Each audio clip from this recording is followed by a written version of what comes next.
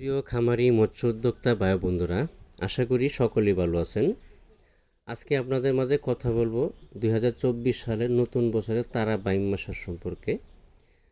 তারা বাইং মাছের পোনা একসময় খালে বিলে নদীতে সবসময় দেখা যেত। এখন প্রাকৃতিকভাবে মৎস্য গবেষণায় এই মাছগুলো আমরা বিভিন্ন হ্যাচারিতে উৎপাদন করে থাকি। এই মাছের পোনাগুলো আপনারা যে কোনো মাছের সাথে বা পাঁচমিশালি মাছের সাথে এই মাছগুলো অনায়াসে চাষ করে অতিরিক্ত লাভজনক করতে পারবেন। তারা বাইং মাছের পোনা সবসময় নিচে বা কাদায় থাকে। ধরেন আপনি কালচারে অন্য মাছ যখন আপনি ছাড়বেন, কালচারে উপযুক্ত হয়ে যায়, তখন এই মাছগুলো তারা বাইং মাছের পোনাগুলো পুকুর সেচে আপনি অতিরিক্ত লাভজনক করতে পারবেন। এই মাছগুলো প্রাকৃতিক খাবার খেয়ে তারা বাইং মাছের পোনাগুলো দ্রুতই বড় হয়।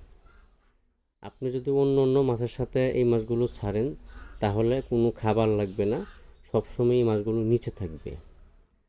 আরেকটা কথা হলো, আপনি যখন পুকুর প্রয়োগ করবেন বা নির্বাচন করবেন, আমাদের ডেসক্রিপশন বক্সে বা টাইটেল স্ক্রিনে দেওয়া নাম্বার আছে, সবসময় যোগাযোগ করে পুকুর কীভাবে প্রস্তুতি করতে হবে বা মাছের রোগবালাই বা সবসময় যে কোনো সমস্যা হলে আমাদের কাছে জরুরিভাবে ফোন দিবেন, আমরা সমস্যার সমাধান করে দেব। এজন্য যে কোনো হ্যাচারি থেকে তারা বাইং মাছের পোনা যে কোনো ধরনের মাছের পোনা ক্রয় করেন না কেন, 100% ভালো উন্নত মানের যে বড় ব্রড মাছের যে পোনাগুলো আছে এই পোনাগুলো ক্রয় করার চেষ্টা করবেন। অবশ্যই প্রতারক থেকে সাবধান থাকবেন।